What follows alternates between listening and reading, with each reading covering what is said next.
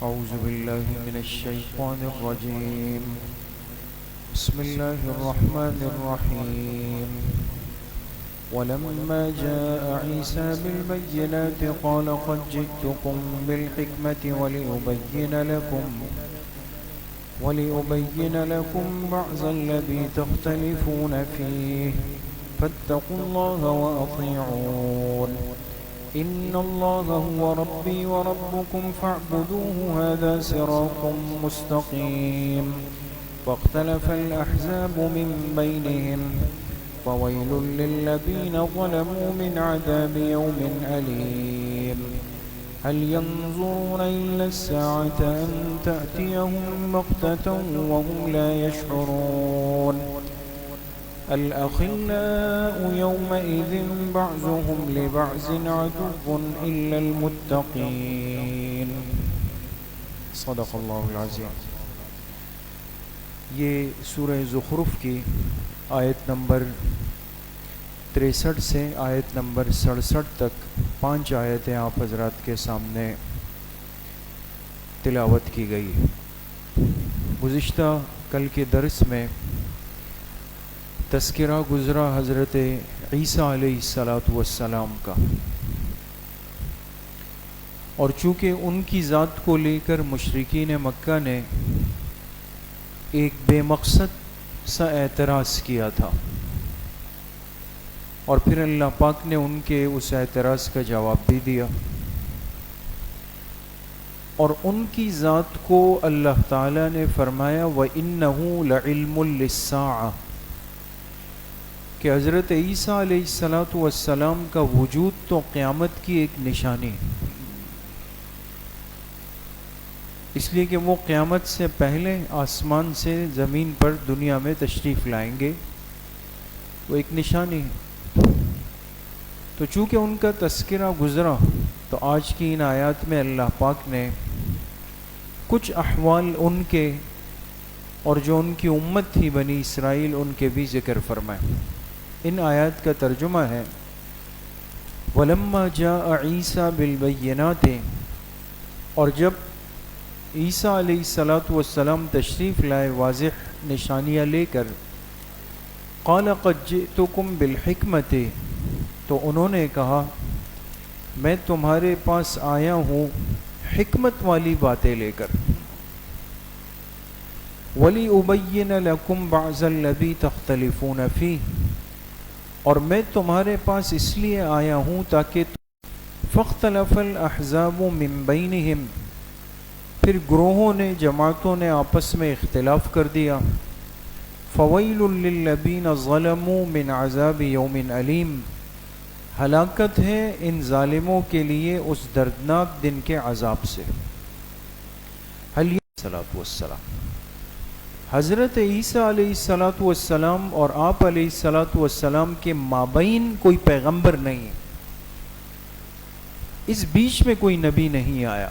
ہاں، پیغمبر کے نائبین، قاصدین، مبلغین وہ آتے رہے، لیکن اس بیچ میں کوئی نیا نبی نہیں ہے.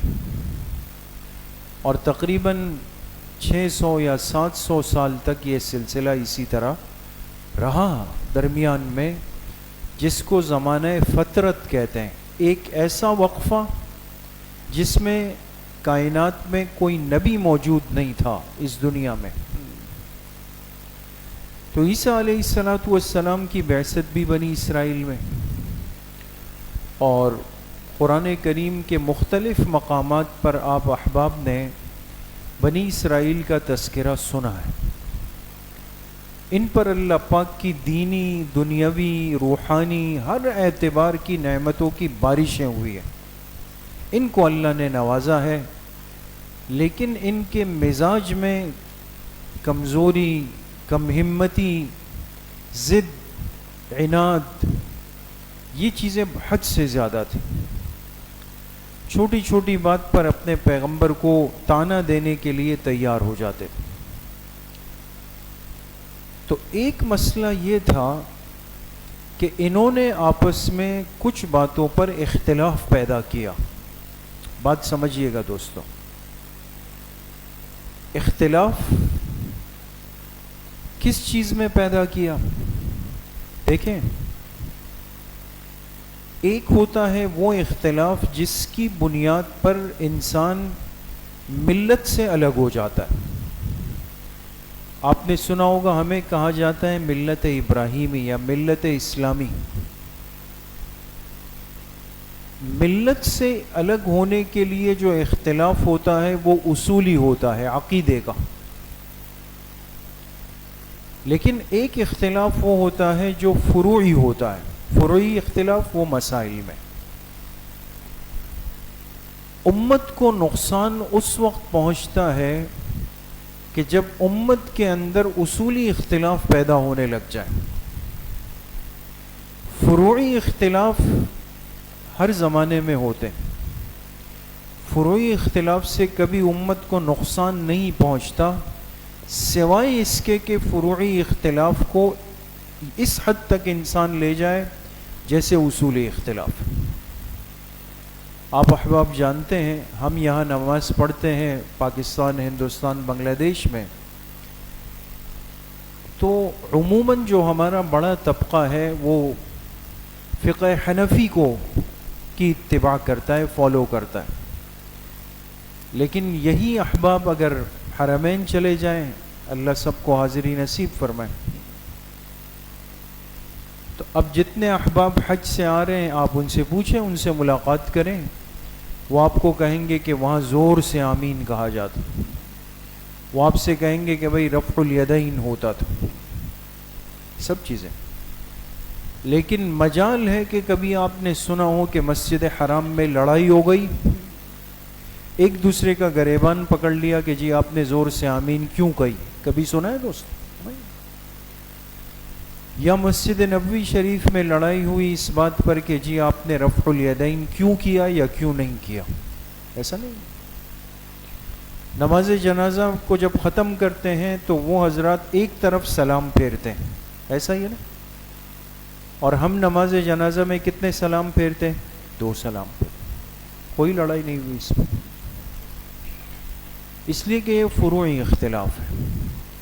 لیکن اگر اس اختلاف کو کوئی اتنا آگے لے جائے کہ ایک دوسرے کے گلے میں ہاتھ ڈال دے اور کہے جی آپ کی تو نماز ہی نہیں ہو رہی، آپ کی تو ساری زندگی کے اعمال خراب ہو گئے، فروعی اختلاف کی بنیاد پر وہ لڑ پڑے، امت تباہ ہو جائے گی، نقصان ہو جائے گا. اسی لیے دنیا کا نظام چل رہا ہے، ہر جگہ کی ایک علمی تحقیق ہے. کوئی فقہ حنفی پر ہے، مالکی پر ہے، شافعی پر ہے، حنبلی پر ہے، اور کچھ احباب ایسے ہیں جو کسی امام کی اتباع نہیں کرتے، اور اہل حدیث غیر مقلدین حضرات ہیں وہ بھی چل رہے ہیں. سب چیزیں. اختلاف اگر اصولی بنیاد پر ہو، اس امت کے اصول کیا ہے وہ آپ حضرات نے ایمان مفصل، ایمان مجمل میں پڑھا ہے. آمنت باللہ وملائکتہ وکتبہ ورسلہ والیوم الآخر والقدر خیرہ وشرہ من اللہ تعالی والبعث بعد الموت. اب اللہ کی ذات کے بارے میں نعوذ باللہ کوئی ایسی بات کہہ دے جو اللہ کی شان سے مناسبت نہیں رکھتا، یہ وہ شخص ہے جو اصولی اختلاف پہ تل چکا ہے. یا نعوذ باللہ پیغمبروں کے بارے میں کوئی غلط بات کہے، یا آپ علیہ الصلاۃ والسلام کی ختم نبوت کے بارے میں کوئی بات کہہ دے، یا قرآن کریم کے تحریف سے، تبدیلی سے بالکل محفوظ ہونے کے بارے میں کہے کہ نعوذ باللہ ایسا نہیں ہے، یہ قرآن محفوظ نہیں. یہ وہ چیزیں ہیں جو اصولی اختلاف ہے دوست. اس سے وہ طبقہ ملت سے الگ ہو جاتا ہے، وہ کٹ جاتا ہے. بات سمجھ میں آ گئی؟ بنی اسرائیل کے اندر یہ اختلافات پیدا ہونا شروع ہو گئے، الگ الگ قسم کی باتیں شروع ہو گئی، لڑائیاں شروع ہو گئی. حضرت عیسیٰ علیہ الصلاۃ والسلام تشریف لے گئے اور ان سے کہا کہ مجھے اللہ پاک نے اس لیے بھیجا ہے، ایک تو آپ کو اللہ پاک کی نشانیاں دکھا دوں، دوسرا اس لیے بھیجا ہے وَلِأُبَيِّنَ لَكُمْ بَعْضَ الَّذِي تَخْتَلِفُونَ فِيهِ، تم پر اس اختلاف کو واضح کر دوں جس میں تم پڑے ہوئے ہو، تاکہ تم اس سے باہر نکل آؤ، وہ مسئلہ تمہارا ختم ہو جائے۔ اس سے پتہ چلا دوستوں کہ دین کی بنیاد پر پیدا ہونے والے اختلاف امت میں اس کو حل بھی اہل دین نے کرنا ہے۔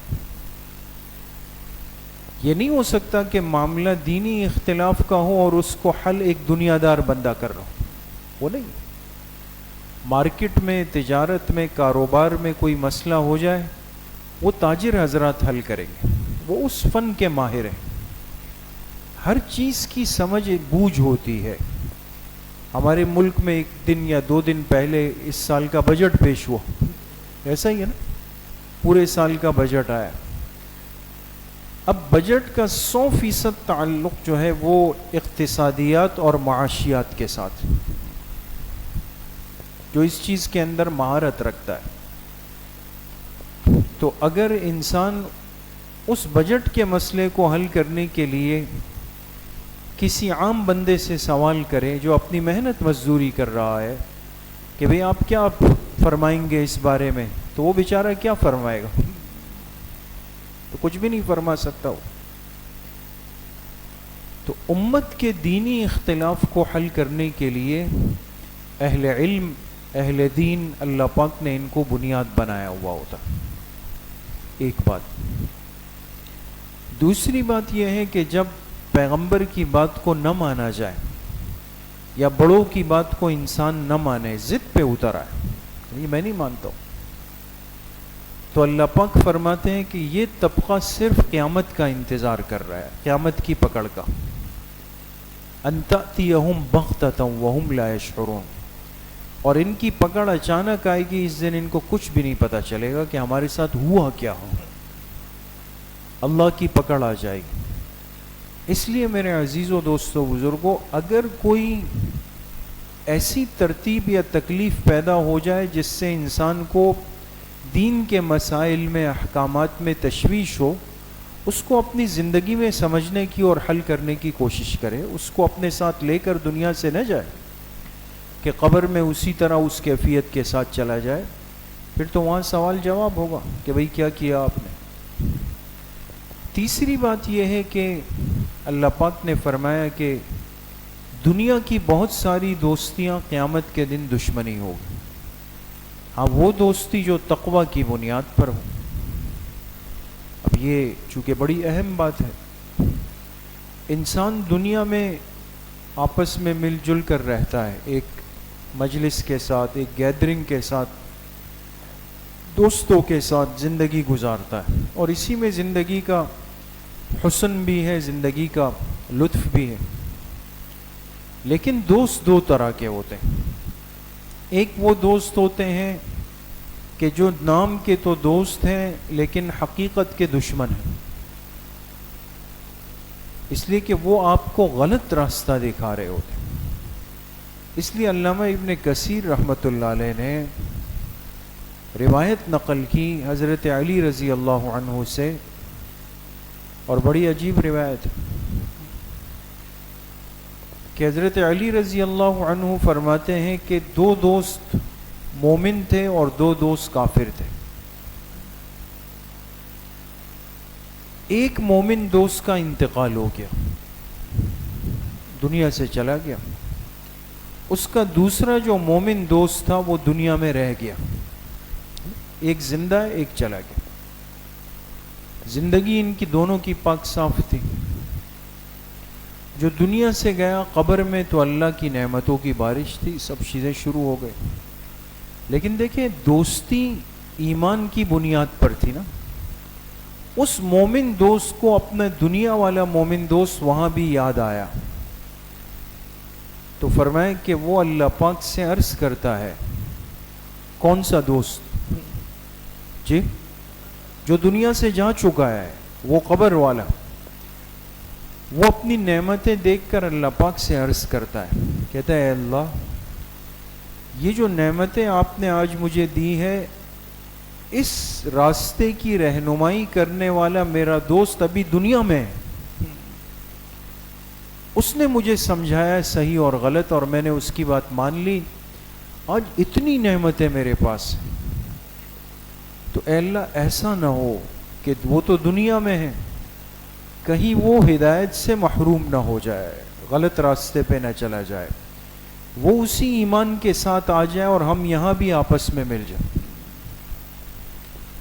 تو اللہ پاک اس سے فرماتے ہیں کہ بندے، جب تمہارا وہ دوست آئے گا نا، تو تمہیں اپنی ان باتوں کے اوپر ہنسی آئے گی، اللہ پاک فرماتے ہیں۔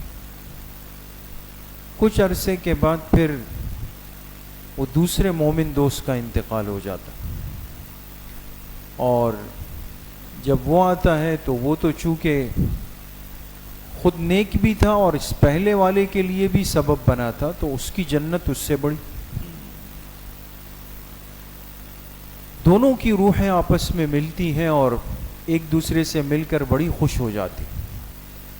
تو اب اللہ پاک ان سے فرماتے ہیں کہ ہاں بھائی، اب بتاؤ اور آپس میں ایک دوسرے کا تعارف کراؤ، کون ہو تم دونوں؟ تو وہ ایک کہتا ہے پہلے کے بارے میں کہ یہ میرا بہترین دوست ہے اور بہترین بھائی ہے، جس کی وجہ سے میں آج اس جنت کے اندر آیا، اور وہ اس کی تعریف کرتا ہے، یہ میرا بہترین دوست ہے، بہترین بھائی ہے، ہم دوبارہ آج جنت کے اندر ایک ساتھ ہوں۔ پھر فرمایا وہ جو کافر دو دوست تھے اس میں سے ایک کا انتقال ہوتا ہے، وہ چلا جاتا ہے، قبر جہنم کا گڑھا ہوتا ہے، اللہ ہم سب کی حفاظت فرمائے۔ تو جب وہ اس عذاب کو دیکھتا ہے تو مارے غصے کے اللہ پاک سے کہتا ہے کہ اللہ، یہاں تک آنے کا سبب جو دوست بنا وہ تو دنیا میں، اس نے مجھے غلط راستہ دکھایا، اس کو میرے بعد کہیں ہدایت نہ مل جائے، اس کو اسی گمراہی پر رکھیے گا تاکہ وہ آئے تو وہ بھی اس عذاب کو دیکھ لے۔ اب دیکھیں دوستی تھی، لیکن اس دنیا سے منتقل ہونے کے بعد بھی اس کا ایک اثر ہے۔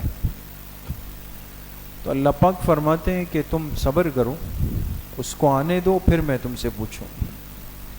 کچھ عرصے بعد وہ بھی انتقال کر کے جب جاتا ہے تو اس کی جہنم اس سے بھی بڑی ہوتی۔ پھر اللہ پاک ان سے کہتے ہیں اب آپس میں ایک دوسرے کا تعارف کرو، بتاؤ۔ تو ایک دوسرے کے بارے میں کہتا ہے کہ یہ میرا بدترین دوست تھا، میرا بدترین دشمن، بہترین بھائی تھا۔ دوسرا اس کے بارے میں کہتا ہے میرا بدترین دوست تھا، میرا بدترین دشمن، بدترین بھائی تھا۔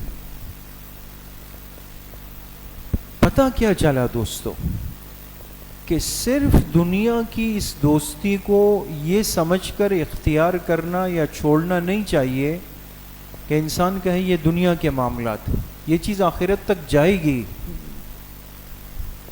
اس کا اثر اس زندگی پہ ضرور پڑے گا۔ اچھا دوست ہے تو سمجھ جائے، برا دوست ہے تو تب بھی سمجھ جائے۔ تو دنیا میں انسان اپنی صحبت کو، اپنی مجلس کو، اپنے دوستوں کو انتخاب کرنے کے لیے اپنے دل دماغ کو کھلا رکھے۔ دوست، برے دوست انسان کو تباہ کر دیتے، اسی لیے فرمایا دور شو از اختلاف یار بد، یار بد بدتر بو از ادمار بد۔ فرمایا برے دوست کی صحبت سے دور ہو جاؤ، اس لیے کہ برا دوست وہ سانپ سے، زہریلے سانپ سے زیادہ بدتر ہوا کرتا ہے، ہلاک کر دیتا ہے انسان۔ اللہ پاک ہم سب کو صحیح عمل کی توفیق نصیب فرمائے۔ انشاءاللہ کل بروز اتوار بعد نماز مغرب خصوصی ہماری مجلس ہوگی جو حضرت عمر رضی اللہ عنہ کی نسبت سے منعقد ہوگی۔ آپ تمام احباب اس میں خود بھی تشریف لائیں، اپنے احباب کو بھی لائیں، اور مستورات کے لیے انشاءاللہ مدرسۃ البنات میں ترتیب ہوگی۔ الحمدللہ رب العالمین، الصلاۃ والسلام علیہ